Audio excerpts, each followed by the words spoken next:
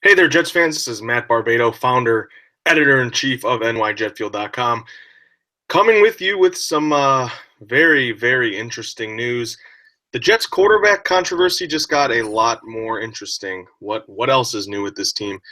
Reports from NFL.com's Ian Rappaport reports that Geno Smith has actually torn his ACL, which means he will likely be out for the rest of the 2016 season.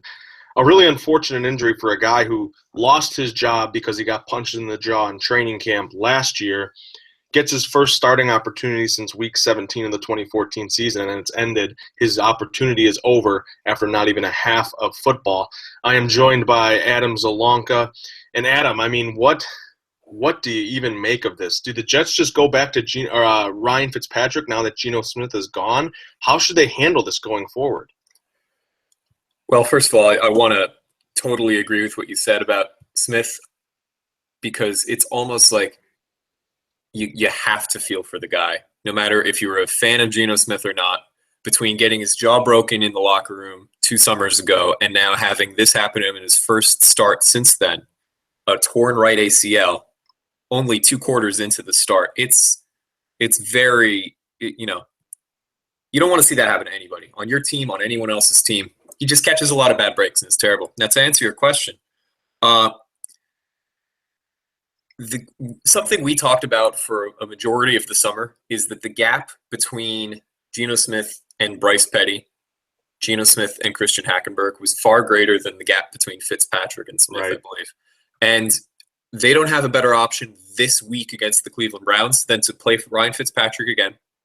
He has improved game by game since the 6-interception stinker against the Chiefs. He's not a great quarterback. He's could hardly say he's a good quarterback right now, but he's the best the Jets can do in the short term. Something our colleague Max Marcilla tweeted a little bit ago. I'm going to pull it up to make sure I don't misquote him. His opinion on the matter. He said that he thinks the Jets are going to reevaluate at the bye week, meaning that Fitzpatrick would have to start for the next 3 games, which are the Browns, the Dolphins, and the Rams, and then possibly Petty after, says Max. And I don't know how much of a fan I am of that, but I do have to agree that it's going to take time. They can't just turn around and make a decision that's going to last the rest of the season this week. It's going to take longer than that because, as we know, I mean, before today, the story wasn't merely that Geno Smith got hurt. The story was Ryan Fitzpatrick's comments after the game to reporters being very open in his belief that, or his feelings at least, that the front office, the coaching staff, some of his teammates lost faith in him and he was almost alone on the island, so to speak. So there's still controversy to be had there. How do the Jets handle anything going forward in light of those comments and the fact that Geno Smith's not going to be available the rest of the year? Yeah, I mean, it's once again, it's a New York Jets quarterback's quandary, which is, nothing new to this franchise. No. I think the reason the Jets decided to sort of do an about-face and flip their stance to Geno Smith was the timing of the move was pretty good. I mean, you look at the Jets' schedule, they played a Ravens team that clearly is not very good, and I think the Jets very well could have won that game, whether it was Fitz or Geno in the lineup as the starting quarterback. And then you look at the rest of the schedule, the Browns, Dolphins, and Rams. Those are 3 winnable games, and I think they put Geno Smith in that week with the thought of, this he could go 3-1 and he could have a chance to succeed and get sort of acclimated into starting duties again. Now that you do that, I don't know. I mean, I've always said that the Jets would be better off giving Bryce Petty a shot before they give Geno Smith a shot because, and this knee injury sort of solidifies that, Geno Smith and the Jets, it's over. The relationship is done. I think it was severed last season when Smith ultimately lost his job because of IK and Impali. And that's unfortunate, but, it's also his fault too. So I've always said you're better off seeing what you have in Petty, a guy who you decided to keep on the 53-man roster in training camp. You made the conscious decision to keep 4 quarterbacks, even though you drafted Christian Hackenberg in the 2nd round. You made that decision. You might as well see what this kid's got. Now, I've also said that Ryan Fitzpatrick still gives the Jets the best chance to make the playoffs. At 2-5 with losses to Cincinnati, Kansas City, and Pittsburgh, I don't really know how realistic the Jets' playoff hopes are. I mean, they did beat Baltimore, which will help their conference record, but I don't think Baltimore is anywhere closer to the playoffs than the Jets are, to be honest. So, I mean, are the Jets really still in it at 2-5 with even a very manageable 3-game stretch coming up? You know, if you believe in miracles, yes, but I'm more of a practical person. I mean, the Jets are going to find a way to lose one of those 3 games. You just know it. I could see them very easily losing the Dolphins on the road, who are playing a lot better. I mean, what is it going to take for the Jets to sort of concede on the season and say, okay, let's give Petty a shot? I think that's what it comes down to. I think you're right. I think you're and right. I mean, we were going. Yeah. I don't know if you have more to say. Ahead. Okay. No, I'm just. It's not important. It's just rambling. But you've really hit on what the it really is going to pivot on this or turn on this fact. When do the Jets say we can't make the playoffs?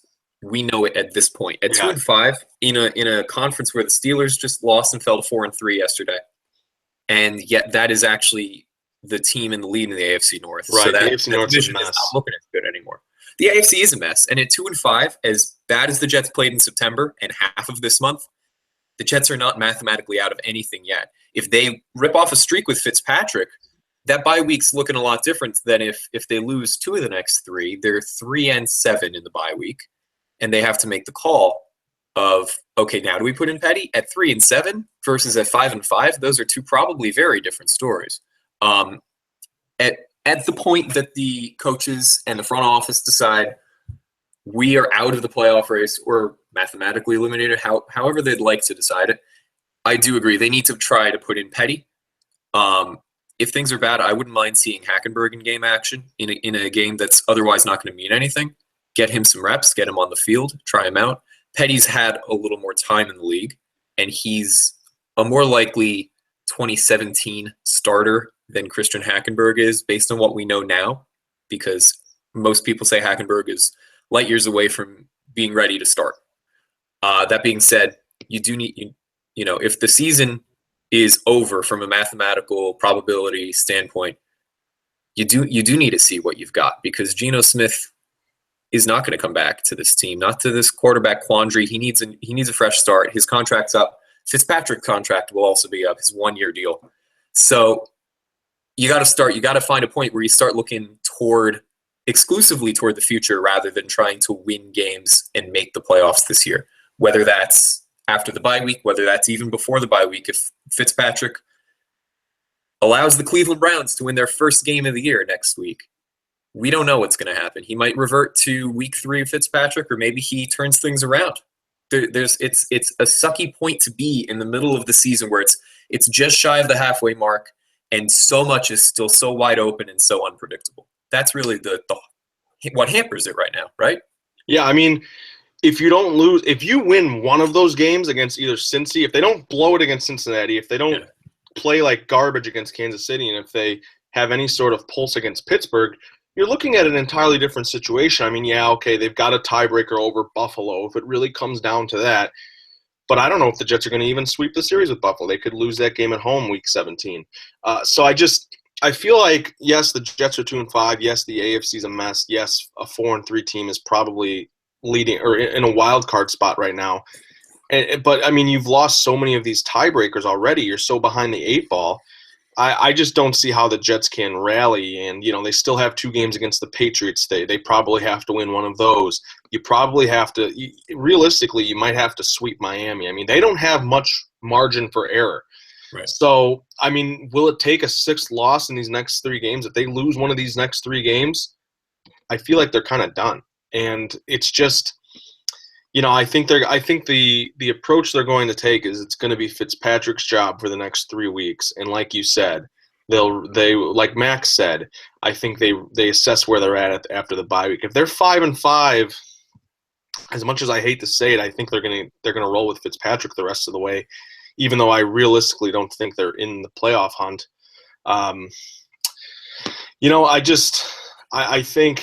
I think you have to eventually give Bryce Petty a shot this season because we know Geno Smith is a goner. It is very safe to say after Ryan Fitzpatrick's comments on Sunday that he is a goner. So you have to give Bryce Petty a shot. And if you don't see Christian Hackenberg this year, so be it. That's okay. But I think you have to at least see why you kept Bryce Petty and why you've had him on your roster. And it's a mess. I mean, there's no really clear-cut answer because there are a lot of different circumstances involved, and there's a lot of different ways that this season could go. And that's what's sort of the most frustrating part is, we seem to have a general idea of what's going to happen, but if the Jets go 3-0 in the next 3 games, that kind of throws everything into muck, and now you're suddenly talking about playoff hopes, which I don't think are realistic. I think they have to get to at least 10 wins to make the playoffs, given their tiebreaker situations. So I don't know. I mean, I'm curious what you thought, and we'll wrap up on this, on Fitzpatrick's comments. I mean, was he – now that we know that Geno Smith has torn his ACL and he's likely going to get his job back, I mean, what did you make of Fitzpatrick's comments as we wrap this video up? It was pretty interesting to me. I read the comments pretty closely, as close as I could, especially through the beat reporters tweeting everything yesterday after the game. And the idea of sort of looping everybody in to one boat of not just the head coach, not just one person, but Todd Bowles, the head coach, general manager, owner, it's a very interesting, it almost seems like a bridge burning move that came at an especially strange time when he knew Geno Smith was injured in that game. That's the only reason he got back in. And he probably had a very good idea that he might get some field time again, some playing time, some time as the starter due to this injury. We didn't know the severity of it yesterday the way we do right now, but it doesn't show me a ton of foresight unless he really did want to burn some bridges and be the bad guy, which is a very strange move for him after how tumultuous the offseason negotiations between him and the team were. I don't know if I have much more to say about it, Matt. It's just my opinion of Fitzpatrick has been slowly gotten chipped away at between last January and now. You know what? I appreciate the guy's honesty, and I think it's kind of cool from a media standpoint that you get a guy to really, go out on a limb like that and say the things he did and be completely honest with what he thought when he got benched. The problem was I don't think Ryan Fitzpatrick realizes how badly he played and that his play warranted benching. Like he didn't. It's not like he was just the Jets were 1-5 due to bad circumstances and Fitzpatrick was just sort of ho hum mediocre. I mean, he has been bad. I mean, he threw 6 interceptions in week 3, and the Jets gave him 3 more games before they decided to pull him. I mean, how can you say that they didn't believe in you after they gave you 3 weeks after one of the worst individual quarterbacking performance in not just team history, but in NFL history?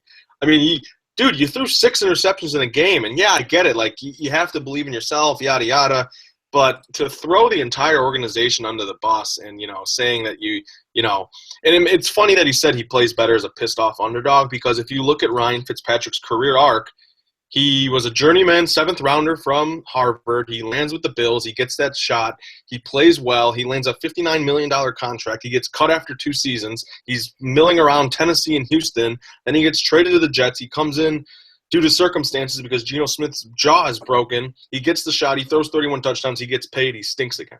This is Ryan Fitzpatrick's career. It's like the bumpiest roller coaster that you're going to throw up on afterwards after you ate 3 chili dogs. It's a horror. I mean, his career arc is a pissed off underdog, and right now he's playing as a pissed off underdog. That's where the peaks are, right? And then when he gets paid, when he got paid back in Buffalo, when he got paid here with the Jets, right? He swings.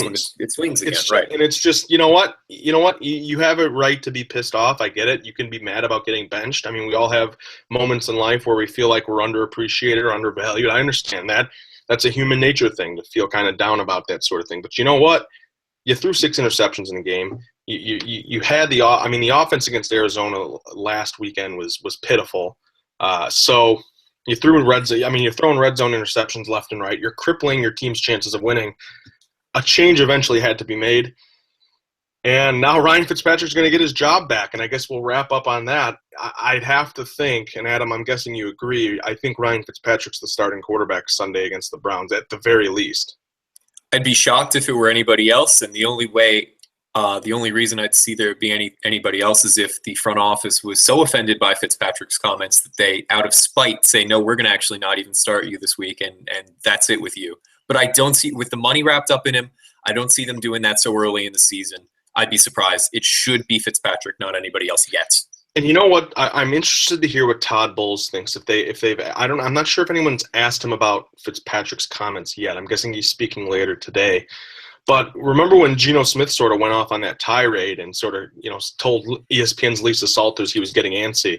Bowles said, he pretty much said, I don't care what bench players say, that you're on the bench for a reason. I'm very curious to see what he thinks of Fitzpatrick's comments, which were similar, if not worse, than what Geno Smith said. And you can throw in, Smith's sideline antics on Monday night when he was throwing stuff after Fitzpatrick threw a pick or whatever.